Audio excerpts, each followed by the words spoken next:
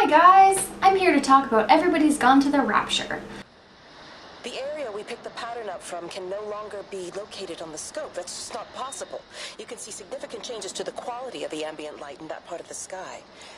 It's overexposed, like a Polaroid left in direct sunlight.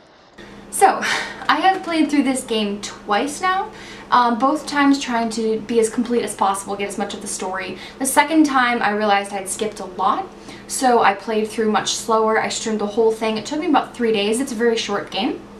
And I enjoyed every second of it, even the second time. Even knowing most of the story, I enjoyed it.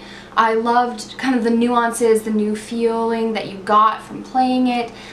Even after knowing what was going on and what was really happening, there was more of that like, okay, what else does this game have to offer me? There's so many different ways you can play it. I know I have not found everything in the game, and I will continue to play it and continue to stream it because it is that good.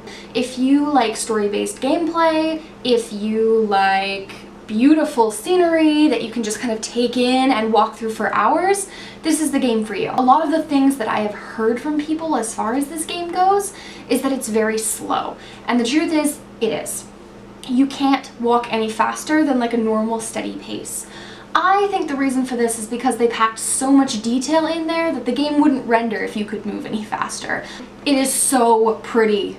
So some of the things I didn't like so much, there is the slow walking. So if you end up going the wrong way or you get lost, it takes a very long time to get back to the story, and it does very little to actually guide you. It has a light that kind of like zooms around to the major points, but if you walk away from that light and lose track of it, it will not come to find you for a very long time until you get near another story point. So it's one of the parts of the game that is really frustrating. The story is worth it though if you just power through. The main character of the story, Steven, some could argue that he is the main character or maybe his wife is, but he's almost completely unredeemable. I mean, he's a small town guy who went off, got married to an amazing woman, and then goes back home to cheat on her. I need you to get to the junction box, see if there's a phone working. No, stay back, don't come up here! Oh, Christ. Is that... Bloody idiot! Where the hell did they think they were going? I think they must have thought they could walk out along the line. Well, there won't be any more trains now. You're a callous bastard, Stephen. Just pragmatic, Howard. Fuck Steven, because he is so ridiculously stupid. He makes so many mistakes. So I actually hate his character a lot. The secondary character, the one you end with. And some argue that she is the main character. I still have a feeling that it's Steven because he's the catalyst through this whole thing, but she's kind of the one who guides you through this whole experience. It does have slight religious themes, so if those bother you, you might not want to play this game. It is called Everybody's Gone to the Rapture. So it does have a lot of that intermingled. It's in a very small English town. There's a priest. There's a lot of religious elements.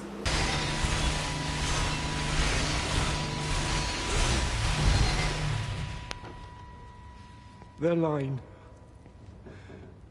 has gone out through all the earth.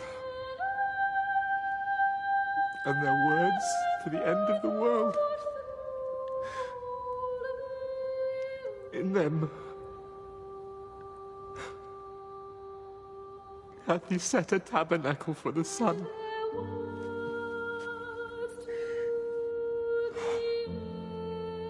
Our Father, who art in heaven, hallowed be thy name.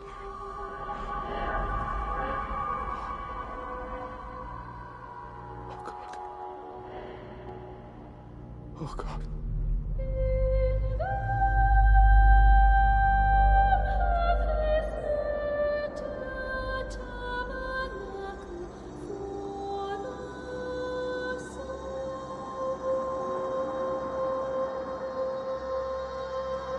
Another complaint that I have is once you finish the game, you can keep going in the same game, but it almost starts over. Like, it's very difficult.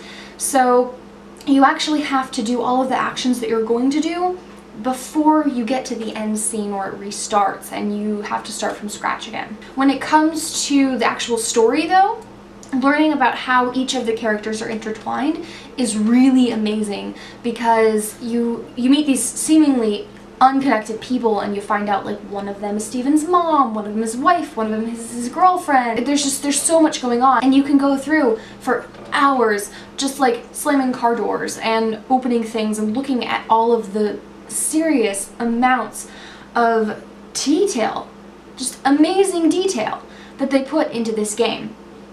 You can walk into some rooms that absolutely have nothing to do with the story. There will never be any story in there. You can see in through the windows.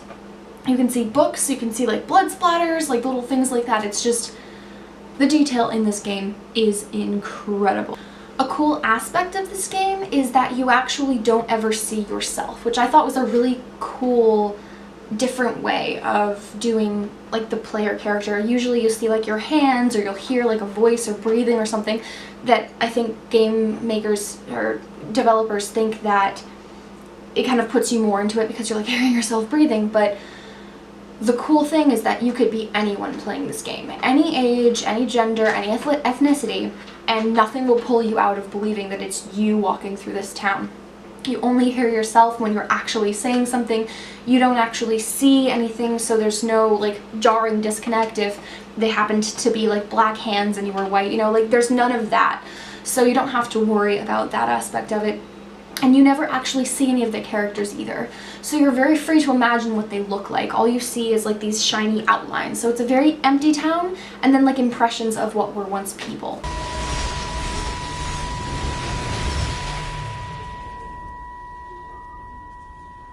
Stephen? I can hear the planes. It's the government coming to rescue us. You can come out now. It's all gonna be all right. I can hear the jets coming. It's like when Eddie came home. It's like your dad coming home again. I'm here. I'm down here. This way.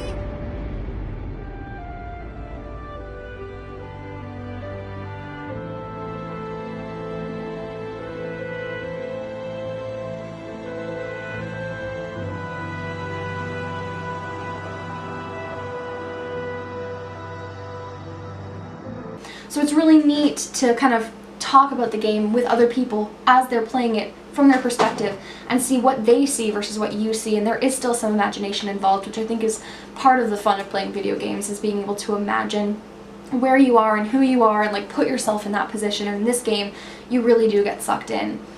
At the very end of my first and second playthrough, actually, I cried on my stream, bawling. So as you can see, I mean, it is a gorgeous game. If you just want to get lost in something that's completely stress-free, you don't have to worry about objectives, you don't have to worry about having to do anything, just like troll through the English countryside for a while, this is the game for you. 10 out of 10 would recommend.